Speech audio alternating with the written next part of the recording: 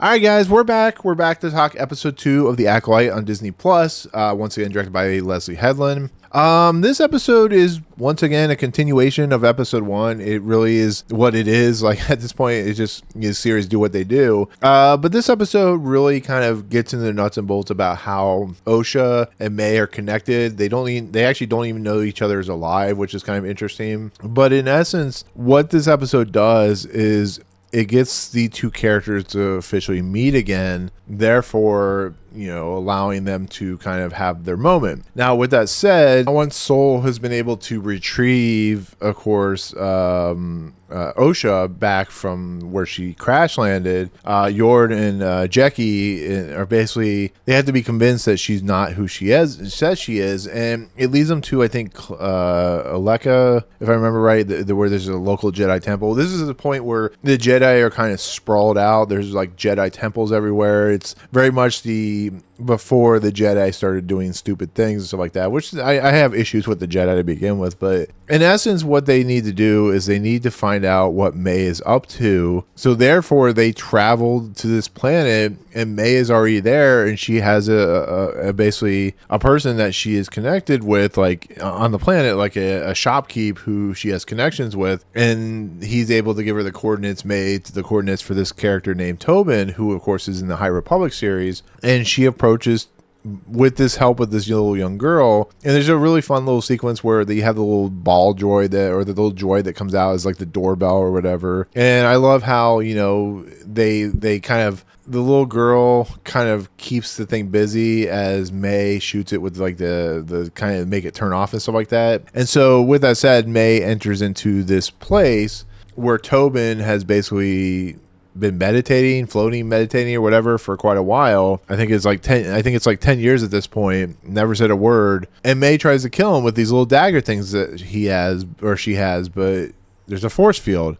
Is it like a force field or something like that? I don't entirely know, but everything she does, every time she tries to attack him, she has no way to attack this guy. And that's when a couple other Jedi come in, like they feel a disturbance or something like that. She like climbs up in the rafters, and when they go out to meet Soul, Osha, Jecki, and of course Yord, she comes back down. And what's really interesting is when the main four protagonists go to meet Tobin to talk to him about May's character, she, as May, forces Tobin to basically lower himself to the ground after 10 years of not doing anything, and she puts out a vial of poison. And the poison, of course, is interesting because when he finally talks, and that's what's interesting. I don't know much about Tobin, to be fairly honest. I don't know what his character did, how he operated, but he says he's sorry for what he did to May. So I'm hoping there's something revealed in the series, because once again, there's pieces and parts missing because you kind of have to read the books, which I hate when they do this. But in essence, on top of that, he drinks the poison and kills himself, and she actually runs out of the room before the four individuals come in. And yeah, Osha goes after May, and they have to track down the killer. And there's a really fun little battle sequence, or a really fun fight sequence between Soul and of course May, and it's the one you see in the trailer, is the fight sequence. So actually there's a clip of it, but I found it was a really fun little moment. I thought it was a cool moment. And of course, May is able to use a smoke bomb and disappear, or uses a ground smoke, or uses ground dirt or whatever, and flings it up in the air like a whatever she used, whatever Spray did in of course the sequel trilogy. And Osha chases after her and sees her getting a land speeder, and she prepares to shoot May, but May realizes like, wait, you're alive? And of course she speeds off, that she does. And it's that's most of the story, to be fairly honest. There's a couple characters that are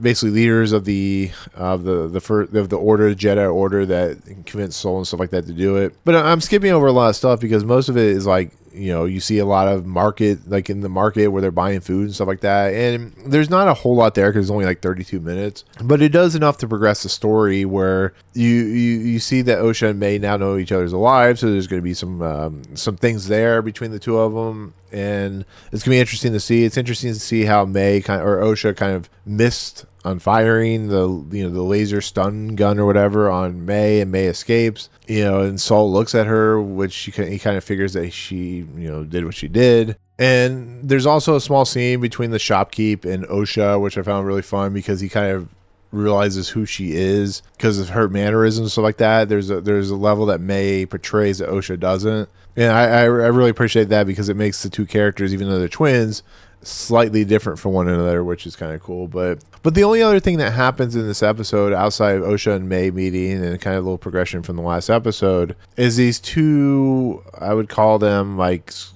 similar to what Ray does, where they scrap metal and stuff like that, where they for money. They come across a crashed ship, and we see one of them turn towards a Wookiee, and that's when we get the introduction to Kanaka, who is, I guess, a Wookiee from the High Republic series who has Force abilities, which it's already been established in the series that some Wookiees have Force abilities. It's not just younglings, it's not just young kids, like humanoid kids and stuff like that. There are Wookiees that have Force powers. But once again, I don't know anything about Kanaka. I don't know what he is. He looks like he's been on the run from something, so I can't tell you the actual story about that. But it seems fun. It's also, it's portrayed by, Joonas Suotamo, who, of course, did Chewbacca in the recent series after Peter Mayhew couldn't. And it's fun. Like, I like that Joonas gets to do more work because it's always a fun thing. So, other than that, that's pretty much it.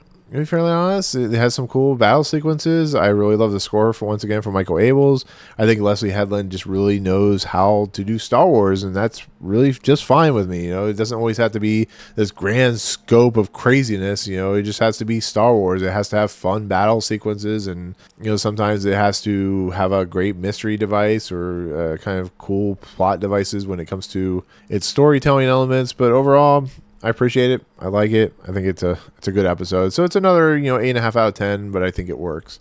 So with that said, that is episode 2. Once again, I don't know the title, so I'll update it when it comes along. But without further ado, that'll do it. Comments below. Let me know what you think of the episode. Did you like it? Did you not like it? Do you think it's leaning towards some really fun and interesting stuff? Let me know.